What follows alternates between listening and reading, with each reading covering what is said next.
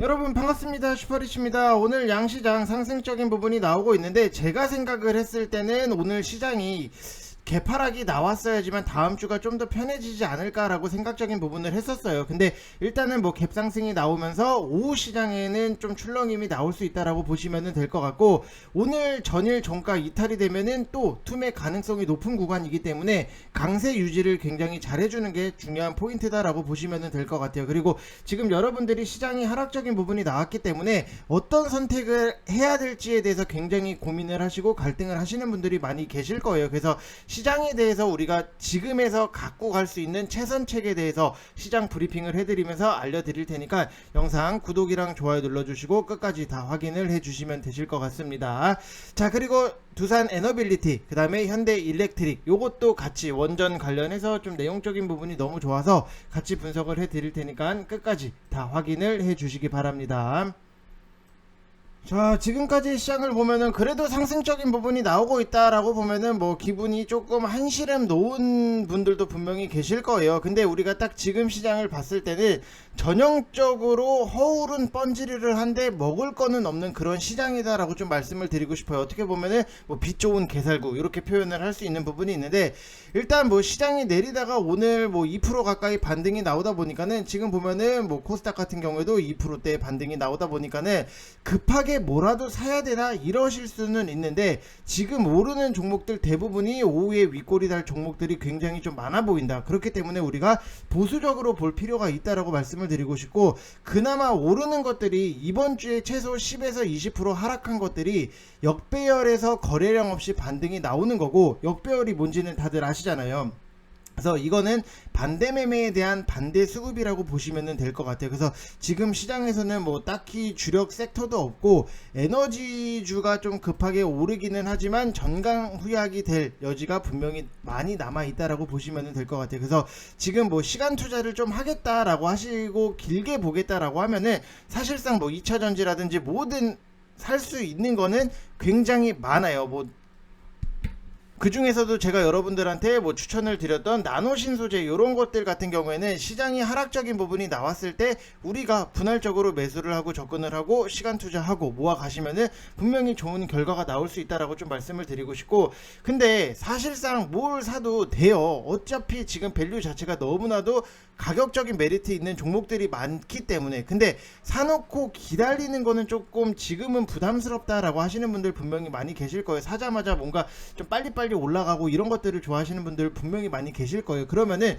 그런 분들은 지금에서 매수는 조금 신중하게 보셔야 된다. 오히려 시장이 확실하게 바닥을 찍고 올라왔을 때 그때를 노려서 들어가는 게 훨씬 더 원하시는 성향이 될 수 있는, 그 여러분들 개인의 성향에 맞는 거에 맞춰서 전략적인 부분을 짜야 된다라고 말씀을 드리고 싶고, 그나마 오늘 제일 강한 거는 에너지, 특히 가스 쪽이 굉장히 강한데, 이거는 뭐 어차피 여러분들이 어제 보유를 한 게 아닌 이상 매매하기가 굉장히 빡세요. 힘들어요. 그래서 쉽게 말해서 어제 폭락을 할 때 여러분들이 살 수 있느냐 이거만 따져보시면 돼요. 보유하기는 당연히 힘들 수밖에 없어요. 만약에 뭐 보유를 했다라고 하면은 오늘 빠져나오는 반등이 나오는 거고, 무슨 말인지 이해되시죠?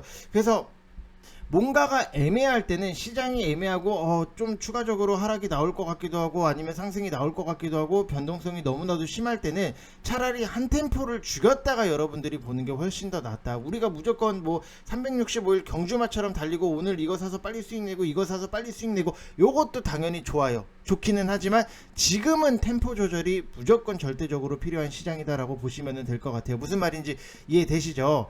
그리고 뭐 일부 언론에서는 뭐 환율이 1350원까지 오를 걸로 보고 있는 뭐 기사적인 부분이 나왔는데, 딱 지금 시간에 우리가 환율을 딱 놓고 보면은 그래도 딱 1300 여기에 머물러 있는 부분이 있다라고 보시면 될 것 같아요. 그래서 1300원이 넘어선 거는 2008년도 뭐 리먼 브라더스 사태 때 글로벌 금융위기가 온 이후로 거의 15년 만에 1300원을 넘어선 거니까 하방으로 뭐 한두 번 충격은 더 있을 수 있다라고 보시면 될 것 같고, 그 기준을 저는 690포인트에서 뭐 700포인트로 보고 있다라고 보시면 될 것 같아요. 그래서 당장에 뭐 다음 주에 반등이 나올지 아니면은 뭐 다다음 주에 반등이 나올지 아니면 뭐 내일은 주말이긴 한데 뭐 내일은 아니고 뭐 월요일 날 반등이 나올지 화요일 날 반등이 나올 있지, 요거에 대해서는 우리가 지금 뭐 때려 맞출 수는 없는 부분이에요, 냉정하게 말씀을 드리면은. 그래서 지금은 지수 상승 하락을 감히 그 누구도 예측을 한다라는 게 거의 불가능한 부분이기 때문에 이게 뭐 기술적 분석이 무슨 의미가 있겠냐마는 싶어요. 그래서 뭐 갖다 대고 줄긋고 이게 우리가 할 수 있는 뭐 최선이다 라고는 하지만, 그래도 여기서 우리가 100% 예상을 할 수 있는 부분은 아니에요. 그렇기 때문에 아무튼 강력하게 좀 1차 지지 라인이 700포인트이기 때문에 오늘은 한 번 더 여러분들이 인내를 하시고 월요일이 잘하면은 변곡점이 될 여지는 남아있다라고 보시면 될 것 같아요. 자, 그래서 일단은 뭐 어제 같은 경우에는 714포인트까지 하락적인 부분이 나왔는데 700포인트 부근 지지를 받고 아래 꼬리 달고 상승 전환, 그리고 양봉 하나 만들어 놓고 횡보, 그리고 기간 조정, 이게 지금은 우리가 그나마 기대할 수 있는 최선이다. 시장이 아무 이유 없이 급하게 상승이 나와도 오히려 안 좋아요. 그렇기 때문에 지금은 그냥 횡보를 기다리시는 게 최선.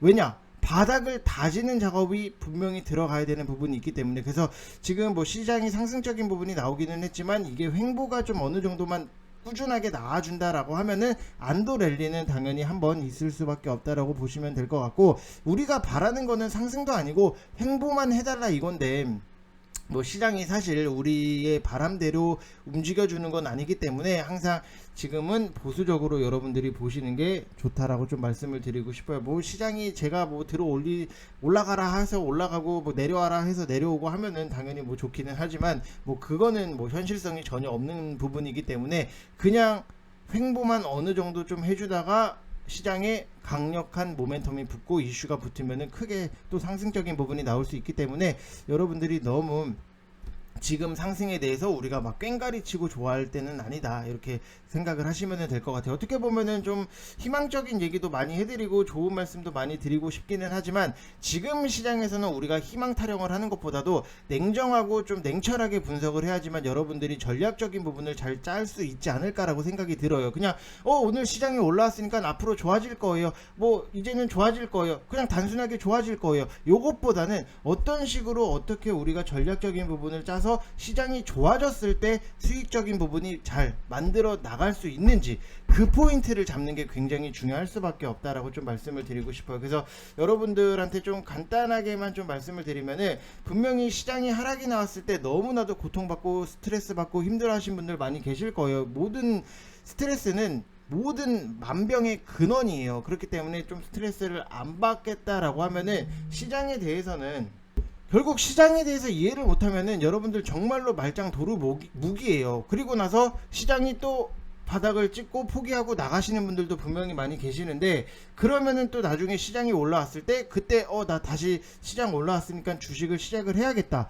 다시 새 출발을 해야겠다라고 하시는 분들 분명히 많이 계시는데, 그때마다 늘 후회를 하셨어요. 코로나 때도 시장이 하락이 나와서 그냥 손 털고 나가신 분들, 시장 올라왔을 때 저때 저렇게 좀 더 살걸, 요 얘기를 굉장히 많이 하세요. 지금 보면은 가장 최근에 좀 후회를 많이 하셨던 분들이 여기서 코로나 때 이렇게 하락적인 부분이 나왔을 때 나는 못하겠다, 그냥 손 털고 나가야겠다, 이렇게 포기를 하시는 분들, 그러다가 뉴스에서도 그렇고 이제 주식에 대해서 계속해서 올라온다, 상승적인 부분이 나온다 해서 다시 한번 또 눈독을 들이시는 분들, 그리고 또 하락이 나오면 또 포기해요. 이런 분들이 굉장히 많다.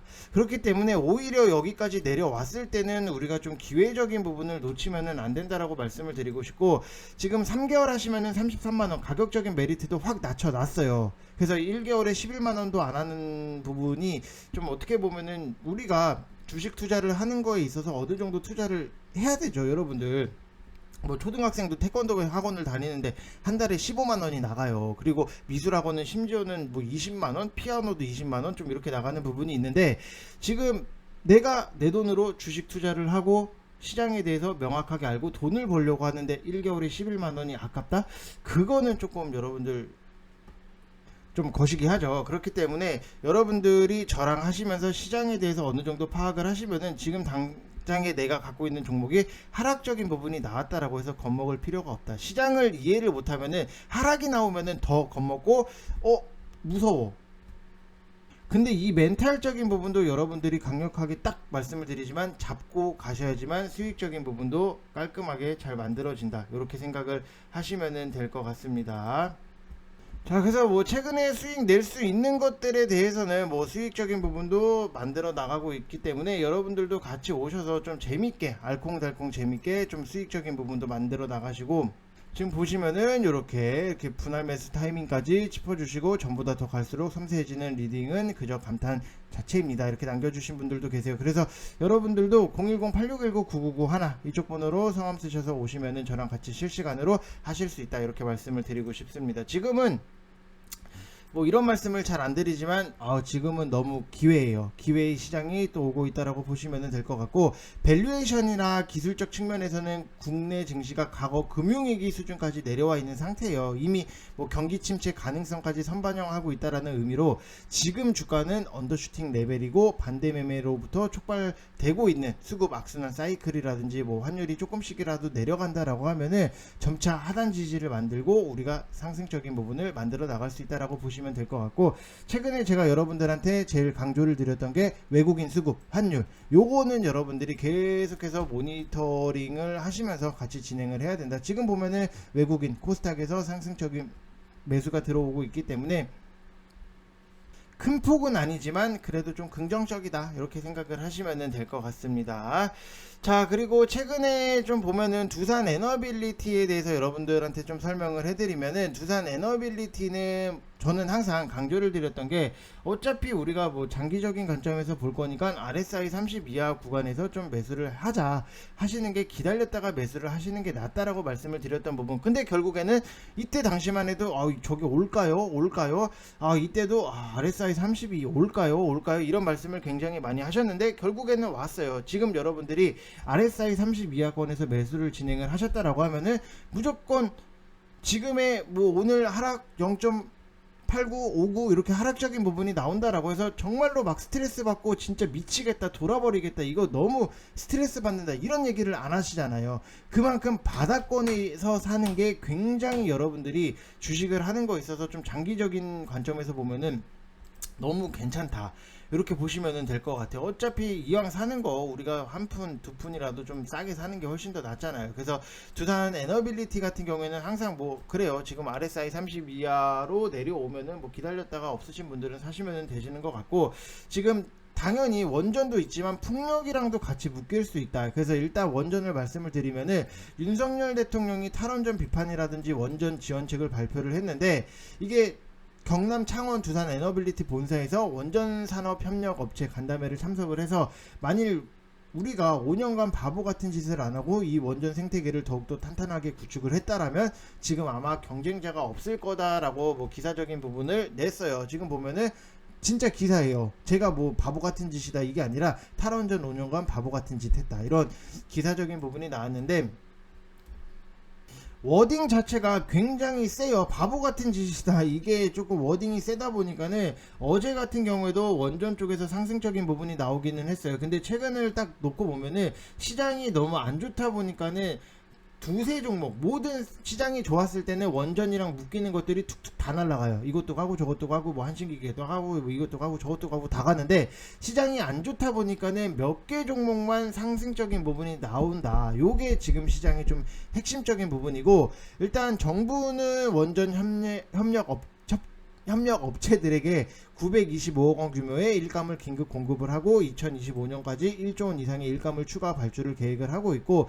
원전에 대해서 연구개발 같은 경우에도 25년 4조 원에 가까운 자금을 쏟아붓고, 사용 후에 연료 처리를 위해서 관련 인재 확충도 지원을 하겠다라고 보시면 될 것 같아요. 그래서 앞으로의 지금 어찌됐든지 간에 지금 정권에서는 원전에 대해서 굉장히 신경을 많이 쓰고 있기 때문에, 이게 투자를 했다라고 해서 바로바로 뭔가 결과가 나오는 건 아니지만, 그만큼 투자를 하면은 어느 정도 정부에서도 정권에서도 결과물을 만들어내야지만 다음 정권 유지가 될 수 있는 부분이 있기 때문에 조금 시간이 걸리더라도 결과물을 어찌됐든지 간에 좀 갖고 오지 않겠나라고 생각이 되는 부분이 있고, 일단 또 추가적으로 보면은 풍력 전용 고정 가격 입찰제, 요것도 같이 두산 에너빌리티가 묶인다. 그래서 하반기 도입 전망에 뭐 동국 SNC라든지 대명에너지 등등해서 풍력 관련주들도 뭐 상승이 나왔던 부분이 있는데, 대명에너지 같은 경우에는 또 다른 쪽에 묶이는 부분이 있어요. 그리고 풍력은 계획부터 전력 생산까지 기간이, 육상은 뭐 4에서 5년, 그 다음에 해상은 5에서 7년, 매우 길어요. 그래서 풍력단지 건설에 따른 수익성을 좌지우지하는 S&P라든지 REC, 원자재 가격 등 뭐 이런 것들이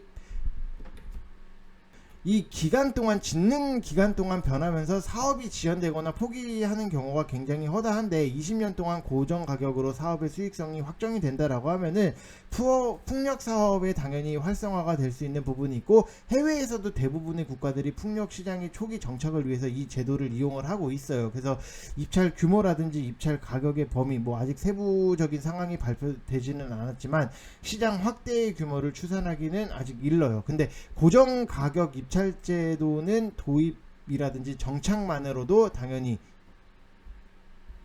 국내 풍력 시장의 활성화의 게임 체인저가 될 수 있다라고 보시면 될 것 같고, 특히 풍력 고정 가격 입찰 제도는 이제 태양광의 사례랑 같이 국산 부품을 사용하는 사업자를 우대할 가능성이 굉장히 높다라고 보시면 될 것 같아요. 그래서 뭐 이왕이면은 우리나라 거 쓰면은 더 좋은 거니까 이렇게 보시면 될 것 같고, 이게 풍력도 그렇고 원전도 그렇고 당연히 뭐 테마성인 부분이 짓는데 오랜 시간이 걸리다 보니까는 굉장히 좀 테마성으로 움직이긴 하지만 앞으로의 기대할 수 있는 성장적인 부분도 많이 남아있다라고 보시면 될 것 같습니다. 자, 그리고 현대 일렉트릭에 대해서 여러분들한테 분석을 해드리면, 원전용